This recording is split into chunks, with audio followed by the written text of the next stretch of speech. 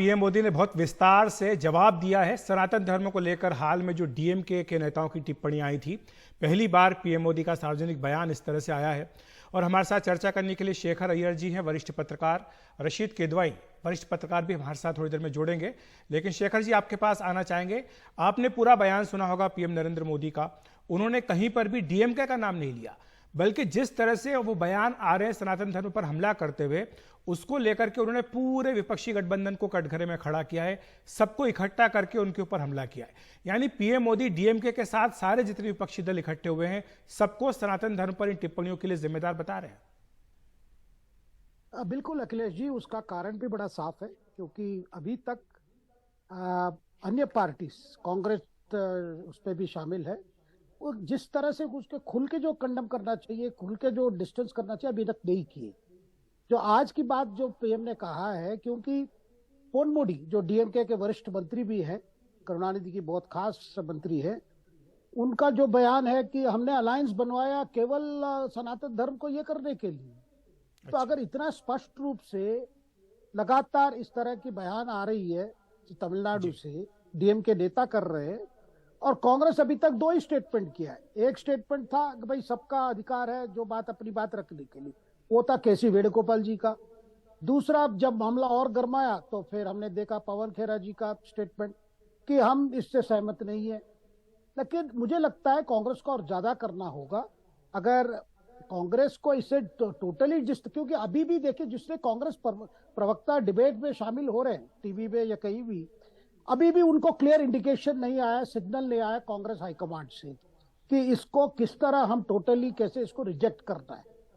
क्योंकि बार बार ये कह रहे हैं भाई सनातन धर्म का अर्थ तमिलनाडु में कुछ है, उत्तर भारत पे कुछ है, उससे मुझे नहीं लगता कांग्रेस के लिए कोई ज्यादा ये होगा। देखिए, डीएमके का कोई चिंता नहीं है कांग्रेस के लिए क्या प्रॉब्लम है।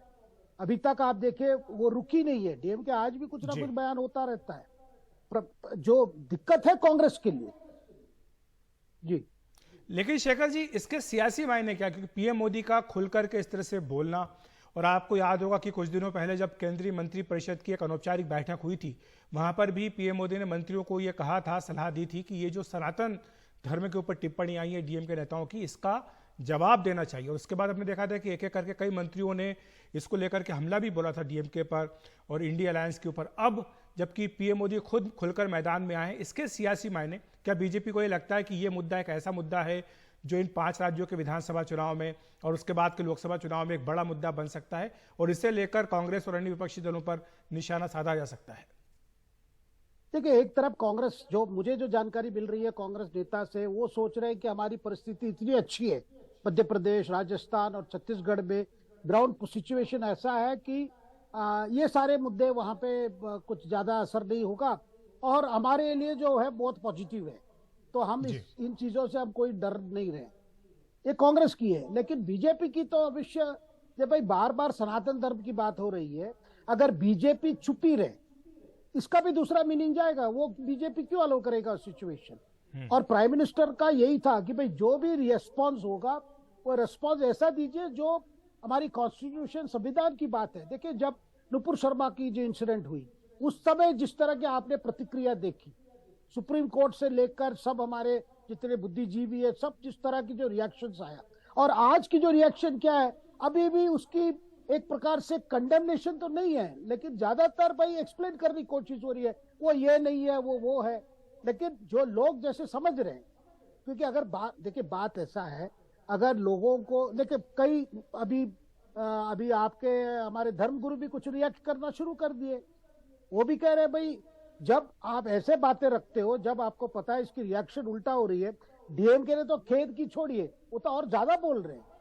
जो बात उदयनिधि भी दोबारा बोले, इसका मतलब बीजेपी को इश्यू को हाथ में लेना ही पड़ेगा, अगर वो चुप नहीं हो सकते इसमें जी।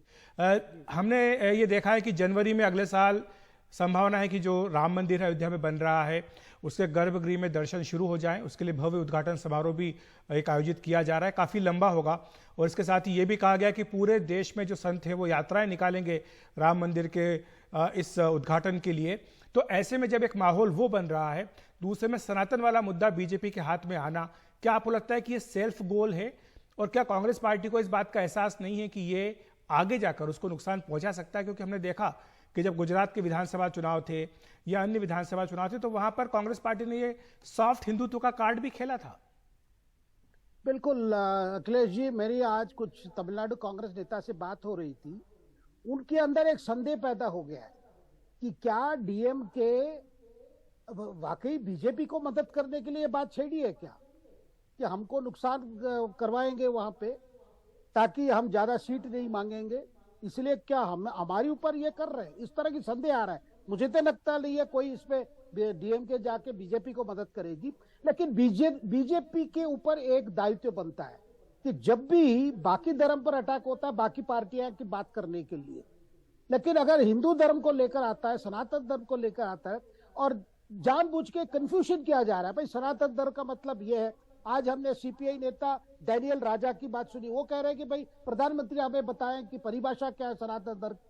अब देखिए, आप परिभाषा पूछ रहे हैं, भाई सबको पता है सनातन धर्म क्या है, मतलब सैकड़ों सालों से सबको इसको मालूम है किस चीज को हम सनातन धर्म मानते हैं। ऐसे समय में केवल तमिलनाडु में राजनीतिक तौर पे अगर वो डीएमके डीके ये कह आ रहा है कि भाई सनातन धर्म का मतलब है जाति आधार पर भेदभाव, जाति आधार पर ये मतलब एट्रोसिटीज होना, अगर वही है सनातन धर्म, क्योंकि डीएमके का बार बार यही डिफेंस है कि हमारी परिभाषा ये है।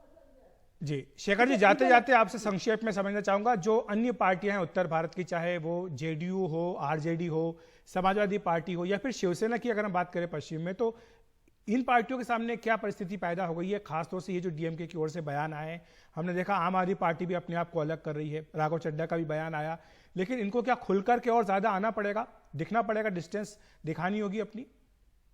बिल्कुल दिखानी पड़ेगी। अगर इस कैंपेन में ये 4 राज्य चुनाव में अगर ये बात ज्यादा बनती है और प्रधानमंत्री से लेकर बाकी बीजेपी नेता भी इस बात को इस पर ज्यादा बोलेंगे और डीएम के तरफ से भी जो प्रतिक्रिया आ रही है, तब मुझे लगता है ये केवल ये कहना भाई कौन है उदयनिधि स्टैलिन छोटा नेता है, जो हमने देखा राघव चड्ढा जी का बयान, इस तरह मुझे लगता है कि और भी, क्योंकि वो जानते हैं कि इसका क्या असर है, हर पार्टी और उससे दूसरी चीज अखिलेश जी, डीएमके को छोड़िए, कुछ आरजेडी की नेता भी इस तरह की कुछ बोलना शुरू किए, कुछ आरजेडी के नेता भी कह रहे हैं भाई ऐसा नहीं है वैसा है।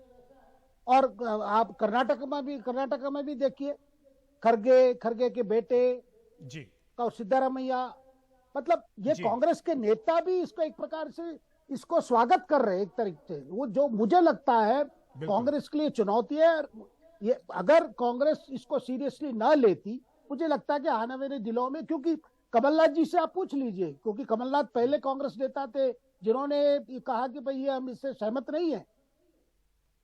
जी शेखर साहब, शुक्रिया आपका इस तमाम जानकारी के लिए, चर्चा के लिए हमारे साथ जुड़ने के लिए। तो शेखर अय्यर वरिष्ठ पत्रकार बता रहे हैं कि पीएम मोदी ने आज जिस तरह से सनातन धर्म को लेकर बयान दिया है, मध्य प्रदेश जो कि चुनावी राज्य, निश्चित तौर पर आने वाले दिनों में ये और ज्यादा बड़ा राजनीतिक मुद्दा बनने जा रहा है।